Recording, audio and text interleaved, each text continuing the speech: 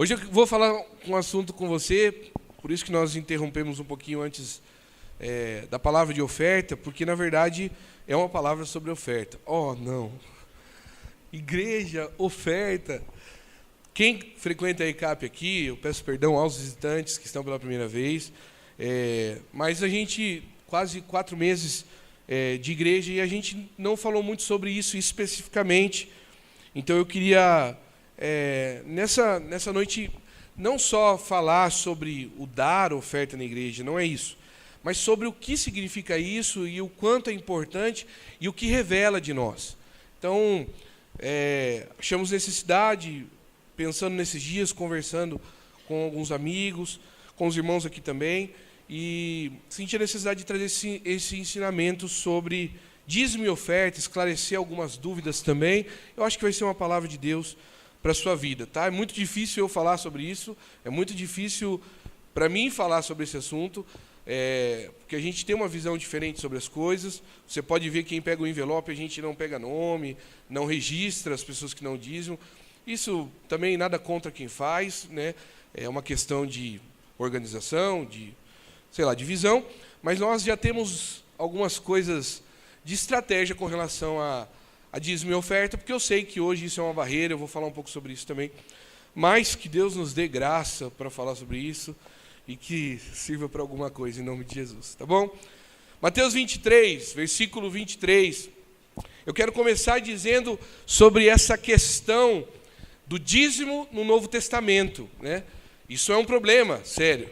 Essa semana eu conversava com um amigo pastor, e ele comentava sobre um membro de sua igreja que o questionou sobre o dízimo, né, dizendo que não conseguia enxergar o dízimo no tempo da graça, porque a gente está muito acostumado com Malaquias 3:10, que fala sobre trazer todos os dízimos à casa do tesouro, e aí nós olhamos para a vinda de Jesus e como Jesus veio abolir a lei, né, ao mesmo tempo cumpri-la, mas agora não é mais regrado as coisas.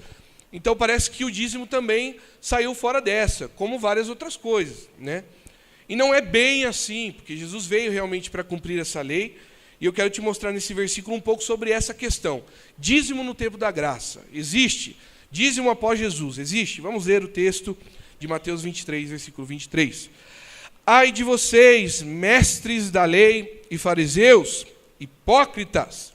Vocês dão o dízimo da hortelã, do endro e do cominho, mas têm negligenciado os preceitos mais importantes da lei: a justiça, a misericórdia e a fidelidade. Vocês devem praticar estas coisas, sem omitir aquelas. E eu destaco esse final do versículo. Vocês devem praticar estas coisas, sem omitir aquelas. Esse texto aqui, Jesus deixa claro o cumprimento da lei do dízimo. Ele questiona os fariseus, mestres da lei, porque eles davam dízimo de tudo, eles eram detalhistas na questão da lei. Porém, eles entregavam o dízimo de todas as coisas, mas deixavam de praticar a justiça, a misericórdia e a fidelidade. Era do tipo assim: olha, eu dou o dízimo, mas eu posso desobedecer o meu pai e minha mãe, porque eu estou dando dízimo, isso é mais importante. Eu cubro com o sacrifício aquilo que eu desobedeci.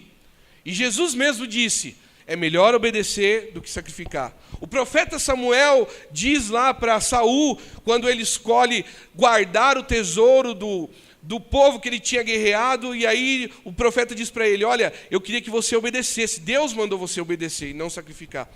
Então fica claro, irmãos, que o dízimo é um sacrifício, sim, mas o que ele está dizendo nesse texto, que Jesus está querendo ensinar, é que a justiça, a misericórdia e a fidelidade, essas coisas não podem ser deixadas de lado. E mais, o dízimo não significa tampar essas coisas, cobrir elas, sabe? É um sol com uma peneira, é tampar o sol com uma peneira. O dízimo é uma parte da adoração e ponto, e eu vou falar um pouco mais sobre isso. Mas só para nós entendermos a questão do dízimo na graça, ela existe, faz parte, como várias coisas existem. A questão um pouco da lei é que Deus vem com Jesus, porque a lei era muito seca, muito severa. Nós não conseguiríamos cumprir a lei palavra por palavra. E Jesus vem e ele não abole os mandamentos, mas ele, na verdade, resume. olha, ame a Deus sobre todas as coisas e ame o próximo como a ti mesmo. Isso não quer dizer que o não adulterarás ficou para trás. Não. Os mandamentos estão dentro disso. Não adulterarás significa amar o seu próximo. Não construir outros deuses significa amar a Deus sobre todas as coisas. Então as leis, há uma divisão, e isso provavelmente eu esteja ministrando numa outra oportunidade, mas dentro da teologia se estuda uma divisão entre as leis. As leis que eram culturais, as leis que eram sociais. Então, quando a gente lê o Antigo Testamento, principalmente Deuteronômio, Êxodo, a parte onde Moisés rege todo um povo, e eram muitas pessoas, ali, na verdade, há algumas leis que têm a ver com aquele momento, há algumas leis que têm a ver com aquele governo de pessoas, há algumas leis que têm a ver com a situação que eles estavam passando na vida deles. Eles estavam no deserto, então precisava de algumas direções. Porém, o dízimo não está relacionado às leis culturais ou sociais. O dízimo já começa lá em Abraão e é instituído como um mandamento do Senhor para sacrifício e devolver aquilo que Deus tem feito. Então, dízimo no tempo da graça, e Jesus deixa claro, existe, mas ele diz também, não deixe a justiça de lado. E eu acho que isso já é uma palavra importante para nós. Às vezes as pessoas querem cobrir as suas atitudes mal feitas com um dinheiro, como se Deus fosse alguém comprável. Eu chego aqui, eu dou meu dízimo e é o suficiente, eu estou fazendo a minha parte. E não é assim que funciona, porque o próprio Deus aqui, o próprio Jesus diz, o que adianta vocês darem dízimo do cominho, do endro, da hortelã, vocês tiram do mais pequeno, mas a justiça, a misericórdia e a fidelidade vocês deixaram de lado. Devem praticar essas coisas, mas sem omitir aquelas. Então, dízimo no tempo da graça existe. Amém ou não? Tá bom. Rapaz, é difícil falar sobre isso. Agora eu vou entrar numa outra parte sobre a contribuição. E aqui, então, a gente entende que o contribuir na casa de Deus é dízimo e oferta. Importante você atentar também que essa ministração não só vai falar de dízimo e oferta, porque, na verdade, o que eu quero falar com você é o que o dinheiro doado, o que a contribuição, tá? E contribuição, dízimo e oferta. O que a contribuição revela de nós. É isso que eu quero falar e tratar com você nessa noite. Quando nós contribuímos, e aí pode ser na igreja como dízimo e oferta, mas pode ser também como qualquer forma de doação. Doação de um abraço, doação de palavras. Então vamos generalizar um pouco, não só na doação na igreja, essa é a base, mas há toda uma doação aqui por trás também. O relacionamento, o que eu quero falar é que a doação nossa, a forma que nós doamos na igreja ou contribuímos, revela o que nós somos de relacionamento com os nossos amigos, homens, e com o nosso relacionamento com Deus. O que eu quero tratar com você é isso. Então eu queria que você abrisse comigo em 2 Coríntios, capítulo 9, no versículo 7. 2 Coríntios 9, versículo 7.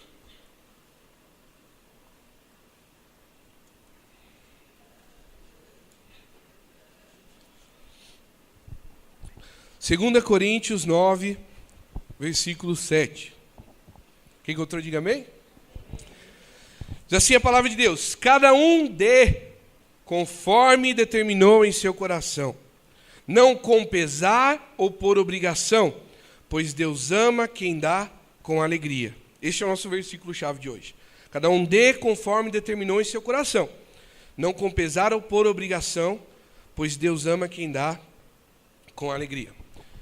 A igreja é uma instituição no mundo que mais recebe doações. Dar dinheiro na igreja faz parte da cultura ocidental, faz parte do mundo de hoje. Todas as igrejas recebem doações, né? É um órgão que muito recebe. Apesar de haver vários argumentos ou motivos para que as pessoas não deem dinheiro na igreja. Ao mesmo tempo que a igreja é um lugar onde se recebe muitas doações, por outro lado também há muitos motivos que se levantam. E ontem mesmo, né, a Joyce estava conversando comigo, ela falou que apareceu no Facebook uma palavra de um amigo nosso não, de um cara aí, né, dizendo que, ia até rolar um débito automático, bem, tipo, né, porque vai que você esquece de dar o dízimo, então já debita automático, uma coisa bem rápida, assim, simples, para resolver a correria, né, do cotidiano. Mais uma vez, nada contra essas mudanças da modernidade, talvez, mas assim, acaba se tornando um pouco de obrigação, de compromisso, né? Se eu souber que vai debitar automático, então eu sei que cada um que está recebendo ali, é um pouco complicado isso.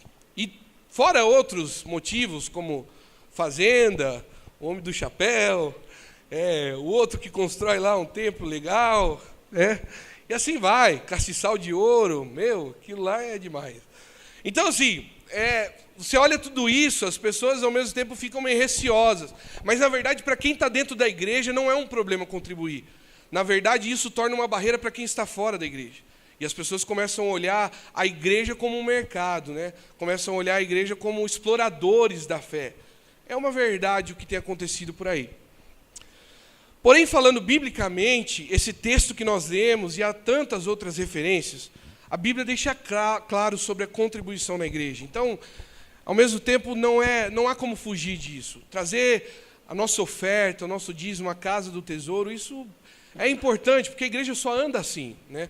Não tem como nós caminharmos como igreja sem a contribuição dos irmãos. Deus usa a vida de cada um para isso, mas eu digo assim que, às vezes as pessoas também olham e dizem, mas por que tem que dar o dízimo e a oferta na igreja? Cara, porque aqui, por exemplo, a gente paga um aluguel para estar aqui, né? Para comprar esse som, houve um dinheiro gasto, esse pão, esse cálice. Às vezes nós recebemos doação de irmãos, porque nós estamos muito no início ainda, mas a verdade é que isso, perante uma igreja com uma grande estrutura, onde às vezes tem que ter estacionamento, segurança, tanto conforto para abençoar as pessoas, isso exige, né, que haja um gasto. Então, é meio uma pergunta também óbvia, né? Por que tem que dar dízimo ou oferta? A Bíblia deixa claro sobre isso, mas é uma questão de ajudar também, né? E é voluntário. Mas a questão do dar dinheiro na igreja vai um pouco mais além, e eu creio que a questão que eu quero falar é que o que esse ato revela de nós. Porque a forma que a gente trata o dinheiro, ou as motivações que nós usamos para contribuir, mostra como lidamos com os nossos relacionamentos com Deus e com o próximo. Se a gente analisar o motivo das coisas, é isso que eu quero tratar com você hoje. Por que eu dou? Por que eu dou e abençoo um irmão? Por que eu dou e abençoo na igreja? Por que eu contribuo com alguém? Qual que é a motivação disso? Por quê? Porque se você analisar a motivação disso em você, vai mostrar o que é a motivação com relação aos seus relacionamentos humanos e aos seus relacionamentos com Deus.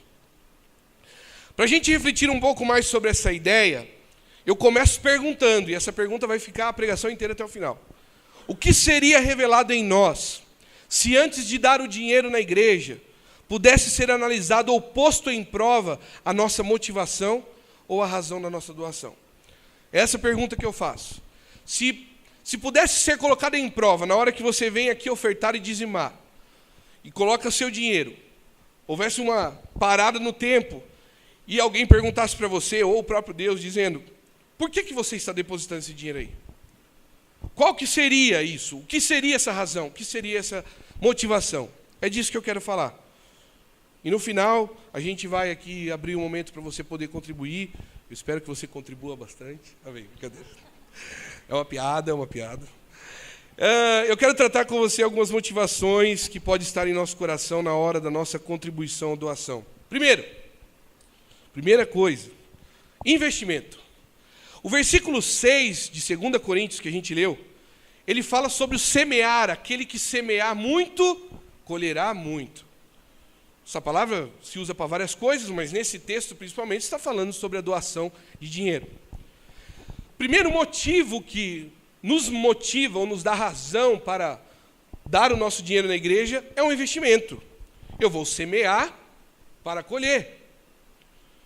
Um exemplo, eu vou contribuir, eu vou semear e assim eu sei que eu vou colher 7 vezes mais, 10 vezes mais, 12 cestos cheios. A questão é que quando uma pessoa semeia, pensando no que ela vai colher, porque a Bíblia não fala para pensar no que ela vai colher, ela diz que o que ela semear, ela vai colher, mas não diz que é para ela pensar na colheita. Quando a pessoa semeia pensando na colheita, na verdade ela está fazendo um investimento. E quando se investe pensando no retorno que aquilo pode dar, Na verdade, o investimento é em si próprio. Se eu semeio, olha, eu vou dar o dízimo e a oferta. Por quê? Não, porque eu quero colher 7 vezes mais, 10 vezes mais. Na verdade, eu não estou semeando em Deus. Eu estou semeando em mim. É um investimento. Eu estou vendo a melhor forma de investir. E normalmente por aí, com os exploradores da fé, o que se ouve é isso. Semeie que você vai colher. E a pessoa pensa, é um bom investimento. Porque na bolsa pode dar risco.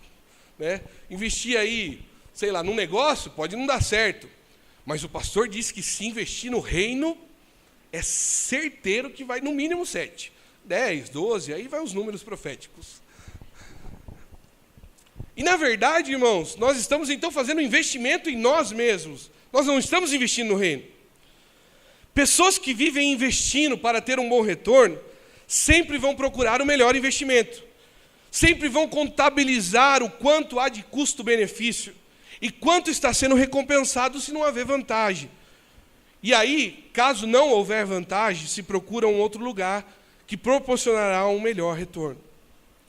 O problema de pessoas que vivem investindo, e aí eu começo a fazer você pensar não só na questão financeira, mas a pessoa que investe, coloca o dinheiro para Deus pensando em investimento, normalmente o tipo de relacionamento dela com Deus e com o próximo é pensando no investimento.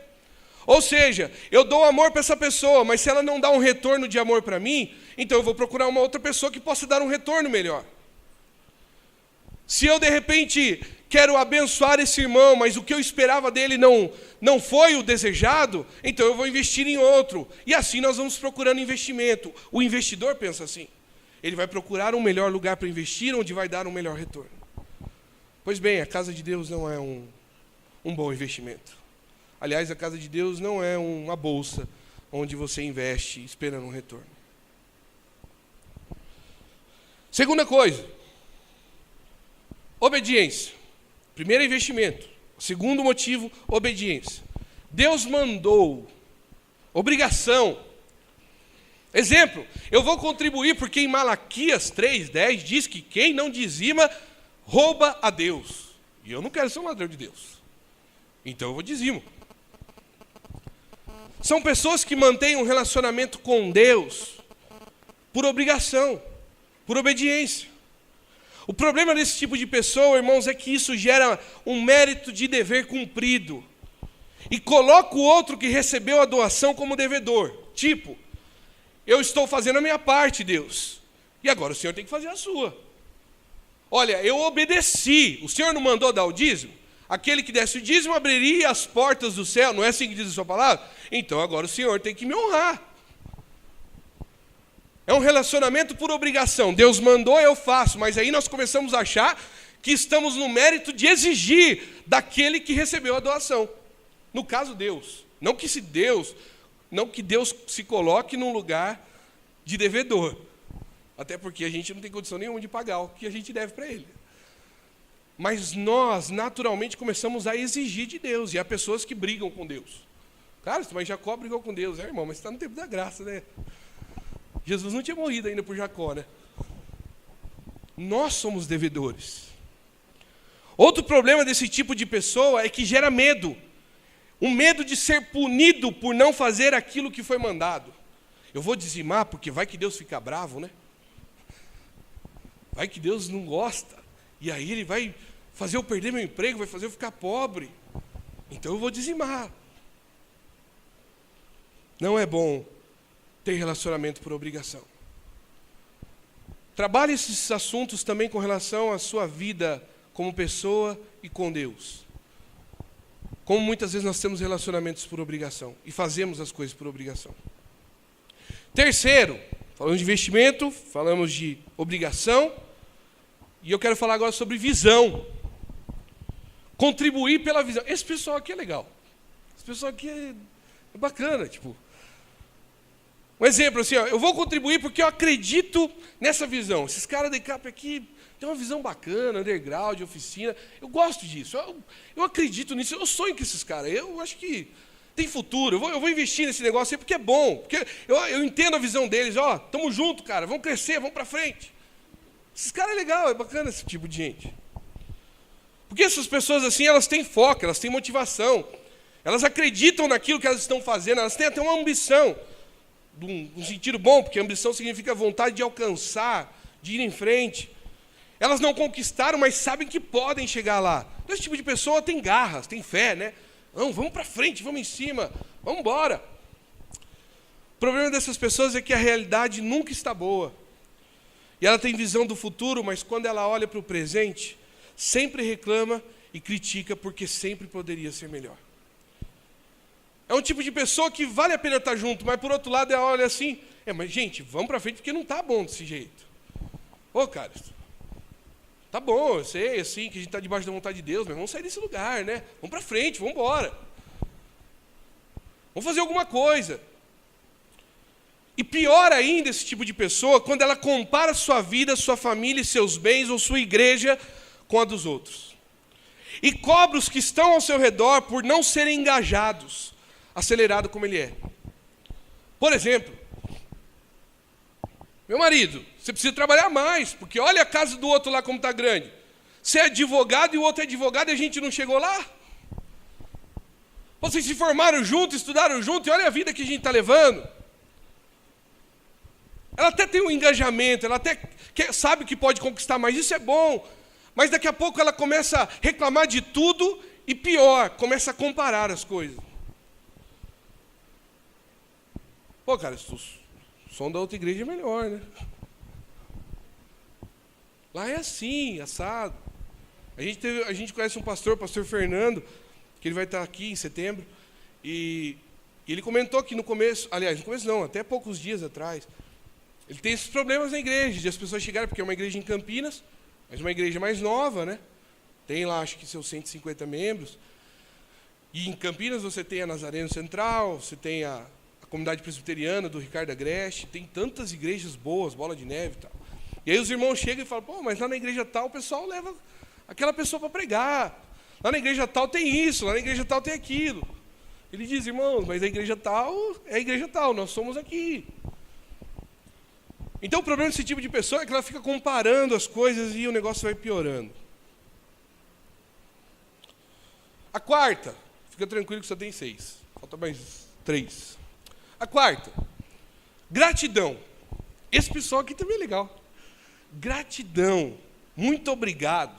Tipo assim, o exemplo é aquela pessoa assim, eu contribuo porque Deus fez tanto por mim, Ele tem me abençoado tanto, que tudo que eu der não será suficiente. Esse pessoal é bacana. Grato, sabe? Pessoal humilde, essas pessoas reconhecem a ajuda do próximo, compreendem o sacrifício do outro, de Deus, valorizam a doação, agradecem muitas vezes, faz o que for possível para retribuir. Esse pessoal é legal. O pessoal do investimento não é bom não, mas o pessoal aqui da obrigação também é mais ou menos. Mas aqui começa a ficar melhor um pouco. O pessoal da visão, agora o pessoal da gratidão é bacana. O problema é que essas pessoas elas vão se encostando e começam a ficar sempre esperando que o outro faça algo. Como se fosse uma obrigação. Não são proativos e chegam a cobrar o outro por não estar sendo ajudado. É do tipo daquela pessoa assim, ela é muito grata. Mas aí quando você não ajuda, ela fica esperando ajuda. Pô, tipo, você não está vendo aqui como está a minha situação? É o tipo da pessoa assim, eu dou para Deus, mas, Deus, faz aí, né? Não, sou muito grato porque Deus tem me abençoado tanto. Mas no momento de dificuldade, ela já começa a olhar, pô, mas, Deus, solta aí, cara. Normalmente, quem contribui por gratidão, navega bem na época de vagas gordas. Dá porque tem para dar. Dá porque foi favorecido. Mas quando falta, se sente digno de receber, injustiçado e não contribui nada. Então esse tipo de pessoa, gratidão é legal, eles agradecem, sabe? São humildes, reconhecem, mas eles se encostam e dizem, pô, ninguém vai me ajudar? Pô, aquele irmão que me abençoou não vai me abençoar de novo? Tem tanto, né? Dá um pouquinho para nós. E esse tipo de pessoa, na hora de contribuir, ele sempre contribui quando tudo está bem. Mas na hora que a coisa está feia, ele fala, pô, Senhor, o Senhor tem que fazer alguma coisa e abrir as portas para eu retribuir. Eu sou grato àquilo que o Senhor faz. Quinto, motivação, né? Compaixão. O quinto motivo é a compaixão. Esse pessoal aqui é legal também. O pessoal da compaixão é um pouco bíblico até. Que ele não consegue não dar. Sabe o tipo de pessoa? Eu vejo o outro com frio, meu coração se enche de compaixão, eu dou a minha blusa e morro de frio. Sabe o tipo de pessoa? Está um frio de gear, a pessoa tira a blusa e fala, mas e você vai vestir o quê? Eu vou passar frio mesmo. Esse tipo de pessoa não consegue ver o sofrimento do outro, não consegue ficar indiferente. O tempo todo ele quer ajudar, quer abençoar. Ele é movido de compaixão e piedade. É um pessoal legal. Esse é um assunto, a compaixão é um pouquinho mais complicado de dizer, porque ter compaixão, às vezes, é um desafio para alguns. E muitas vezes é ministrado sobre o ter compaixão. É o que mais a gente ouve. Porém, nós estamos falando aqui de algo extremo. Porque o problema dessas pessoas que são tão compassivas com o outro, tão cheios de compaixão, elas alimentam tanto o outro que não se alimenta. Elas servem tanto o outro que não pensa em si mesmo. Essas pessoas normalmente você conhece numa reunião de família, Natal, Ano Novo, onde se reúne todo mundo lá, aí está todo mundo cheirosinho, todo mundo toma seu banho, mas tem aquela pessoa que fica com o avental e o vestido por baixo, quando coloca o vestido, suando igual um porco, e correndo para lá e para cá, e você não vai sentar um pouco? Não, estou aqui para servir. É legal até a motivação dessa pessoa, mas o problema é que ela não pensa em nenhum momento em si mesma, e o tempo todo ela está dando. E essas pessoas chegam ao extremo, porque elas perdoam muito, mas não perdoam a si mesmas.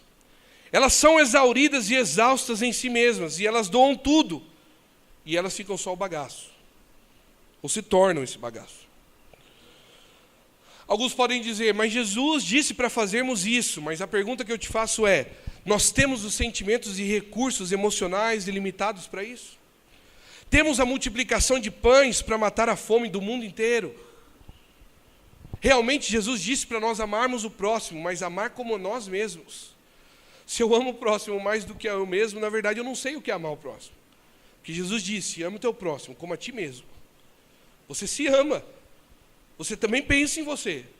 E aí você distribui aquilo que você pensa em você para o outro. Compaixão é legal. Mas a verdade é que doar, contribuir por compaixão também não resolve o problema.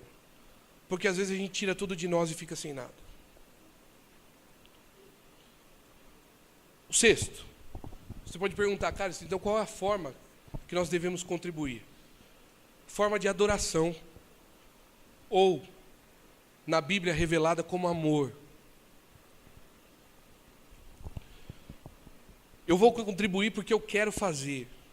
Eu faço com alegria, não por retribuição, mas porque eu amo e quero ver Deus ou aquela pessoa feliz. O que firma esse amor em nós, essa determinação divina, essa determinação de Deus, que não é movido pelos outros ou pelas circunstâncias, mas é movido pelas suas convicções, por si mesmo. Isso é algo que está dentro do coração de Deus. O que eu estou falando para você é que contribuir como forma de adoração, ou como forma de amor, é assemelhar-se o seu coração ao coração de Deus. É fazer as coisas como Deus faz. Isso é algo que está determinado no coração de Jesus. Isso é algo que está determinado no coração de Deus. Observe a vontade de Deus. Ele não tinha obrigação de Deus, ele não tinha obrigação para nos criar, porém Ele criou. Ele não tinha vantagem nenhuma em nos criar, porém Ele criou. Ele não tinha necessidade nenhuma de nos criar, porém assim Ele nos criou. Então por que Ele nos criou? Porque Ele quis. Porque Ele ama. Isso é a determinação que está no coração de Deus. Jesus relata num texto, você não precisa abrir, mas está em João 10, versículo 17 e 18, que diz assim: por isso é que meu Pai me ama, porque eu dou a minha vida para retomá-la. ninguém a tira de mim, mas eu dou por minha espontânea vontade. Ou seja, Jesus, quando desceu do céu, ele não foi obrigado. A motivação dele de descer e morrer na cruz não foi porque Deus mandou ele fazer. Porque Deus deu livre-arbítrio a Jesus. O próprio Jesus relata isso. Por isso que meu Pai me ama. Porque eu dou a minha vida. Ele me ama por isso. Porque eu dei. Mas eu dei porque eu quis. Não fui obrigado. Eu dou por livre e espontânea vontade. E esse texto compara-se muito ao texto que nós lemos de 2 Coríntios. Porque cada um contribua segundo determinou em seu coração. Ou seja, Deus determina que Ele ama o homem, então Ele cria. Deus determina que Ele ama o homem, então Ele faz. Ninguém manda fazer, Ele não faz por obrigação, Ele não faz por necessidade. Ele faz porque Ele quer fazer.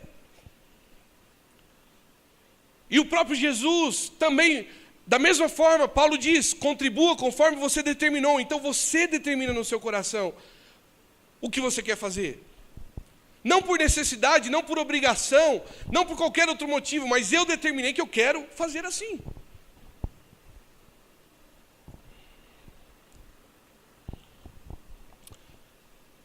Alguém tem o envelope do dízimo? Tem? Vou fazer um teatrinho para você. Tem dinheiro? Oh, glória! Olha aqui. O teatro vai ficar mais completo. Depois de tudo que a gente falou, eu volto naquela pergunta inicial do sermão, que ainda não foi respondida. Eu fico pensando, se Deus que conhece o nosso coração, nos perguntasse na hora que a gente estivesse dando a nossa contribuição. Você pega o teu envelope.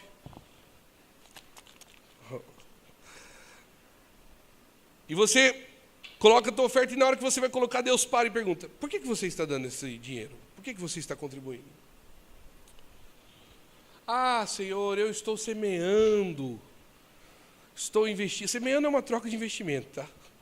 Na Bíblia não é, mas o homem transformou assim, eu estou semeando. Para quê? Ah, porque se eu semear, eu vou colher. Ah, você está investindo. Ah, deixe de ser um investimento, Senhor. Mas, e se eu não te abençoar de volta? Volta, você não entendeu. Senta no teu lugar. Vem um outro. Não, eu vou dizimar agora. Para. Por que você está fazendo isso? Por obediência, Senhor. Eu quero te obedecer. E tua palavra diz que eu tenho que dizimar e ofertar. Ah, mas e se eu não fizer nada por você? Pô, o Senhor tem que fazer a sua parte, também estou fazendo a minha, né? Volta ao teu lugar, você não entendeu. E o terceiro. Por que você está dizimando e ofertando? Tenho visão, quero abençoar essa galera aqui. Pô, esse pastor é fera, os meninos têm um trabalho legal, pensam na sociedade e tal. É bacana isso daí, mas só por isso? Visão, cara, eu quero abençoar esse ECAP aqui, eu quero abençoar essa igreja, sei lá. Mas como é que estão as coisas na sua vida? Está ruim, viu? Mas pode ficar melhor, vai ficar melhor. Volta, você não entendeu. Aí vem outro. Eu vou colocar assim, ó. Para. Opa! Diz, meu amado. Por que você está contribuindo aí? Gratidão. Sou grato a ti, Deus, por tudo que o Senhor tem feito. Meu coração se enche de gratidão. Mas se eu não tivesse feito nada na sua vida? Aí eu estaria pedindo que o Senhor fizesse alguma coisa. Volta, você não entendeu. Pode voltar para o seu lugar. Vem um quinto. Para. Por quê? O que você está fazendo? Qual que é o motivo que você está doando? Compaixão pelas vidas, compaixão pelas pessoas. Coitado desse pastor, abençoa a vida dele. Descontraí, que esse assunto é duro. Você tem compaixão, entendi. Mas só por isso? Sim, Senhor, eu amo as pessoas, eu quero ajudar, eu não consigo ficar. Mas, o que você vai comer amanhã? Não, amanhã... Não, mas compaixão das pessoas. Não tem problema, eu passo frio se precisar. Não. Vira as costas, volta para o seu lugar, que você não entendeu. E aí se o sexto chegar e parar e Deus perguntar para ele, por que você está doando? Porque eu quero, Senhor. Mas, e se eu não te fizer nada porque você está doando? Não tem problema. Eu estou fazendo porque eu amo, eu quero fazer. Não, mas eu não vou te dar nada em troca. Não, Senhor, eu quero fazer. Não, mas Deus, eu quero fazer porque eu quero fazer. Por amar, eu semeio. Por amar, eu obedeço. Por amar, eu tenho visão. Por amar, eu tenho gratidão. Por amar, eu encho de compaixão. Mas o motivo e a razão é o amor de Deus por mim e o amor meu para com Deus. A questão é que o ato de contribuir diz respeito a você. E diz respeito ao seu relacionamento com Deus. E diz respeito ao seu relacionamento com as pessoas. Se somos meros investidores, quando nós semeamos no reino, nós somos investidores também com os nossos pais, com o nosso cônjuge, nós somos investidores com nossos amigos, nós somos investidores com Deus. Eu vou gastar um pouco de tempo lendo a Bíblia, e aí Deus vai me abençoar. E assim tudo que nós falamos aqui, por obediência, por visão, por gratidão. 2 Coríntios disse, de conforme você determinou em seu coração, não com pesar ou por obrigação, pois Deus ama quem dá com alegria. Confesso para vocês que a ideia era ensinar sobre dízimo e oferta. Eu estou ensinando. Porém, a ideia era contribuição, e no final essa palavra direciona você praticamente a não contribuir. Mas eu não tenho medo de dizer isso, mesmo que depois os presbíteros me batam. Mas se você trouxer a sua oferta, se você separou o seu dízimo, sua oferta, e no seu coração você está trazendo por semear para o investimento, não precisa trazer. Se no seu coração você está trazendo por obrigação, porque Deus mandou, também não precisa trazer. Cara, como você vai pagar as contas? Eu creio num Deus que supre todas as necessidades. Então, não é isso que nós estamos ensinando aqui. Aliás, na ICAP nós não falamos de dinheiro. Nós falamos sobre o que dinheiro revela de nós mesmos. É essa a minha preocupação com você hoje. E esse é o ensinamento. O que o dinheiro tem revelado de nós. Em 4 meses mal falamos sobre isso. E no dia que nós estamos falando, eu não estou preocupado com o que você vai dar, mas o que revela o caráter seu quando você dá. Então, se você disser, cara, eu sempre dei por investimento, e agora? Agora você pega no seu lugar aí, ora, e se você achar ainda que a sua motivação é essa, não dê. Eu sempre dei por obrigação, eu sempre fui ensinado que tinha que dar. Eu fui meio que explorado. Se você sente assim, então não dê. Não, eu vou dar porque é uma visão, eu quero contribuir com vocês. É legal, é bacana a sua visão, mas não é o foco de hoje. Por gratidão, por compaixão. Cara, vocês ajudam as pessoas, vocês são uma igreja que não pensa só em vocês. Sim, mas não é a compaixão que vai mover.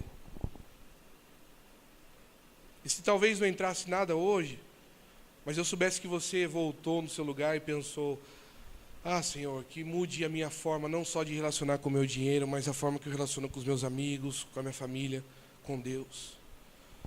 Eu ficaria bem feliz de esperar que você fosse, orasse e dissesse, Deus, eu quero entregar como o Senhor se entregou por mim, como forma de adoração. Porém, ficaria bem feliz se você pudesse adorar ao Senhor de verdade hoje. Mas isso é o seu coração que vai ser determinado. Eu não posso fazer mais nada. Quem pode te ajudar é o Espírito Santo de Deus. Mas eu confesso para os irmãos que essa palavra falou muito comigo. Porque a forma que nós administramos e investimos ou usamos o nosso dinheiro é a forma que nós somos como caráter e nos relacionamos com as pessoas e com Deus.